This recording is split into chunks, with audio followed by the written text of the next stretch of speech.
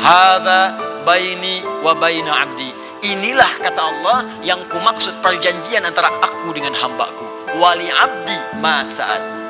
Dan jika hambaku benar salatnya sampai bacaan ini, apapun yang kau minta sekarang aku akan kabulkan.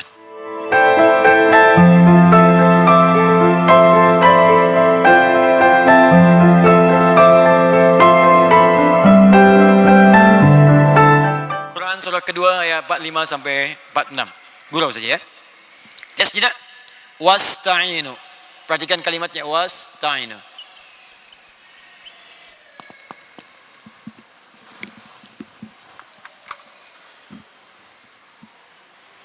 Tak nampak. Wasta'inu. Dan jika kalian punya persoalan dalam kehidupan, maka mintakan solusi, minta tolong. Ini perintah Allah.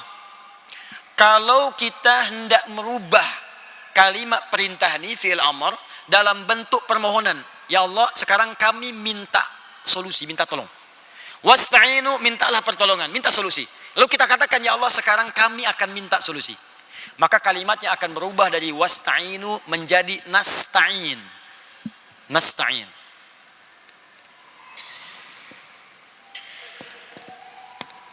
Nasta'in. Kalau kita katakan, ya Allah, kami minta solusi ini hanya kepada Engkau saja, tak ada yang lain. Kami yakin denganmu, Engkau yang berjanji, sekarang kami minta. Kalau kalimatnya hanya kepada Engkau saja, kami yakin, maka tambahkan kalimat iyyaka di depannya. Iyyaka nasta'in. Iyyaka. Perhatikan kalimat ini rahasianya. Kata Allah, bila kamu punya persoalan, punya masalah, punya problem dalam hidup, maka mintakan kemudian kepada Allah. Bagaimana caranya? Wassalah, dengan menunaikan solat. Saya nak tanya pada tuan dan puan, maaf ya, apakah dalam solat kita mengucapkan kalimat iyyaka nasta'in? Ya. Kapankah itu? Saat berdiri dalam solat, saat membaca Al-Fatihah, saat membaca Al-Fatihah. Sekarang saya bacakan hadis qudsi riwayat sahabat Anas bin Malik radhiyallahu taala anhu. Bagaimana Allah akan mengabulkan doa orang solat ketika dia membaca kalimat ini. Hadis sahih diriwayatkan oleh sahabat-sahabat senior. Haddatsana qala Rasulullah sallallahu alaihi wasallam an rabbih qala Allah azza wa jalla. Allah Subhanahu wa taala berfirman dalam hadis qudsi. Perhatikan kalimatnya. Qasamtu shalah baini wa baina 'abdi. Aku bagi solat itu menjadi dua bagian. Bahagian aku dan bahagian hambaku. Wali 'abdi ma sa'al. Jika hambaku mengerjakan bagiannya dengan sempurna, maka aku akan berikan bagianku untuk mereka, yaitu aku berikan apapun yang dia minta dalam solatnya. Aku bagi solat menjadi dua bahagian, bahagianku dan bagian hambaku. Jika hambaku mengerjakan bagiannya dengan benar sempurna, maka aku akan kabulkan apapun yang dia minta dalam solatnya. Kapan itu dimulai? Yuk kita baca hadisnya. Idza qala al-'abdu alhamdulillahi rabbil alamin. Jika hamba itu bermula solat dia membaca alhamdulillahi rabbil alamin, qala Allah azza wa jalla hamadani 'abdi, maka Allah akan menjawab seruannya itu dengan kalimat hamadani 'abdi, hambaku sedang memujiku. Wa idza qala al-'abdu ar-rahmanir rahim. Jika hamba itu berkata ar-rahmanir rahim, qala Allah azza wa jalla, maka Allah menjawab athna 'alayya 'abdi, hambaku sedang menyanjungku. Wa idza qala al-'abdu maliki yaumiddin. Jika hamba berkata maliki yaumiddin, qala Allah azza wa jalla majjadani 'abdi, hambaku sedang mengagungkan aku. Awas, kerana tu kalau sedang solat, rasakan kita ini ditatap oleh Allah. Tak mampu melihat, tapi rasakan kita dilihat. Dan rasakan dijawab setiap kalimat kita tu. Itu yang disebut ihsan namanya. Orangnya disebut muhsin. Bukalah hadis riwayat Muslim di jilid yang pertama, nomor hadis yang ke-8, riwayat sahabat Umar bin Khattab radhiyallahu taala anhu. Sebelah kiri paling atas di kitabnya. Dinukil oleh Imam An-Nawawi rahimahullah dalam kitabnya Al-Arba'in An-Nawawiyah, nomor hadis yang kedua, dikenal dengan hadis Jibril. Ketika Nabi SAW disoal oleh malaikat tentang ihsan, ditanya mal ihsan, kata Nabi, an ta'budallaha ka'annaka tarah, fa illam takun tarahu fa innahu yarak. Engkau beribadah menyembah Allah, ta'budallah, engkau beribadah menyembah Allah. Kalau kita ingin beribadah, kita ucapkan na'budu. Na'budu, engkau beribadah kerana Allah. Seakan-akan engkau merasakan ditatap oleh Allah Subhanahu wa taala sekalipun kau tak mampu menatapnya. Nah, sekarang ini rahasianya. Wa idza qala al-'abdu iyyaka na'budu wa iyyaka nasta'in. Jika ada seorang hamba berkata dalam solatnya, iyyaka na'budu, ya Allah sekarang kepadamu saja hamba menyembah. Hamba sedang solat, sedang menghamba, sedang ibadah, kepadamu saja. Tak ada yang lain.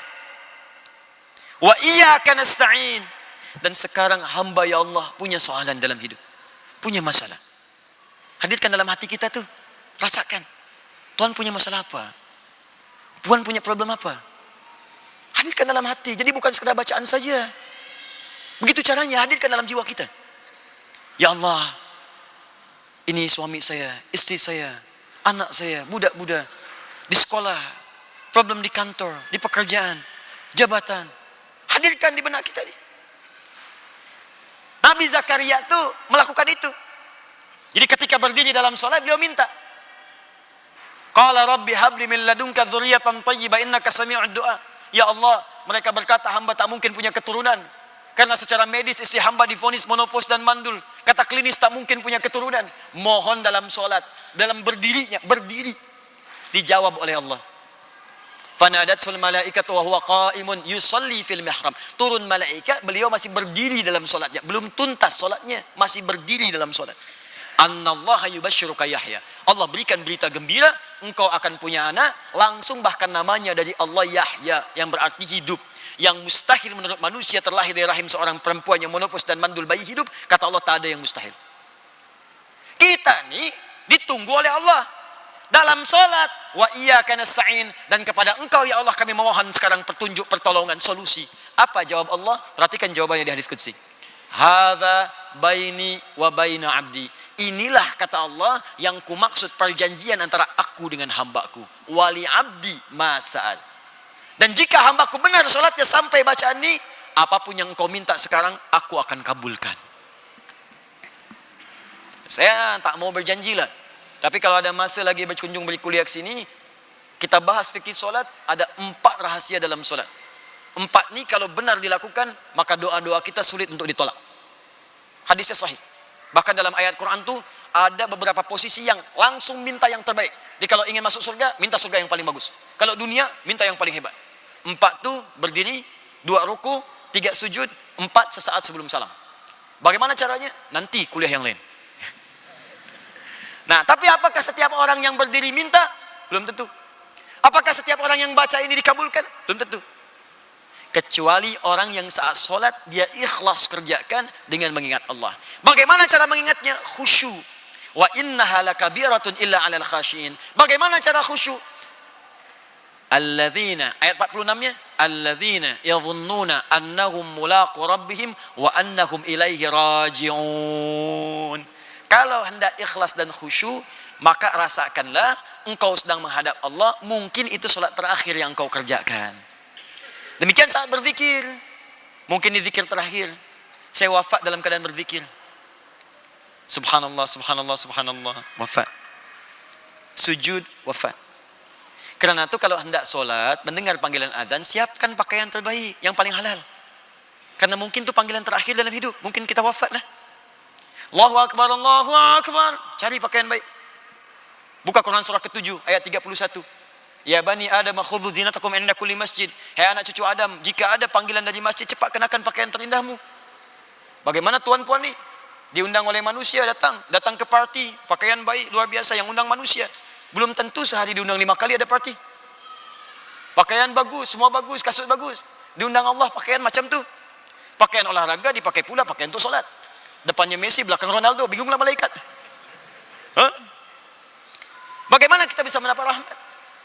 Pakai yang paling indah. Ya, terakhir saya punya kisah sedikit saja. Ada seorang perempuan tu di Qatar dulu. Ini solehah perempuan ini. Ini kisah nyata. Saya dapat riwayat dari orang fiqh. Jadi dia sangat dekat dengan Allah, dan dia tu begitu ikhlas menunaikan solat. Selalu teringat kalau ada panggilan Allah, cepat dia respon. Tibalah masa pernikahan dia. Saat dia sedang bersolek tu, berhias, berzina, tertiba kemudian mau masuk isyak. Ibundanya datang. Ibunya berkata, kamu siap, kita akan perkenalkan kepada orang-orang yang datang ni, hadirin yang datang. Azan berkumandang. Dia berkata pada ibundanya, "Ma, hanal waqt. Tiba waktu solat. Saya ingin solat dahulu, baru saya keluar." Apa kata ibundanya? "Kamu nanti bisa kerjakan nanti. Sekarang kamu keluar dulu. Kalau kamu nanti solat, kamu wudhu, hilanglah nanti semua hiasan tu. Make upnya hilang semua. Kamu keluar dulu." Kata perempuan ni anaknya, "Ma, hanal waqt. Panggilan Allah sudah tiba. Aku malu kepada Allah. Allah yang berikan aku waktu, kesempatan untuk bisa menikah. Aku ingin bersyukur kepadanya." Ibundanya keluar dengan sangat ketus, dia keluar, "Ya sudahlah kamu kalau begitu," dia banting pintu keluar. Maka dia berwudu. Wudu dengan sempurna, dengan khusyuk. Jatuhlah make up itu. Dia siap menunaikan solat. Khusyuk, enak. Ini kisah nyata, enak solat. Begitu dia sujud, lama dia sujud tuh, nikmat. Saking nikmatnya, lama, tak bangun lagi dia. Disitulah ternyata saat terakhir dia hidup. Ya ayyatuhan nafsul mutmainnah. Manusia menginginkan ia menjadi pengantin dunia, Allah menginginkan ia menjadi pengantin akhirat. Manusia menginginkan ia berzina bersolek dengan make up dunia, Allah menginginkan dia bersolek dengan make up akhirat. Lepaskan tu make up dunia, ganti dengan make up akhirat. Wudu. Masyaallah. Begitulah berzikir. Rasakan seakan-akan kita akan wafat. Indah.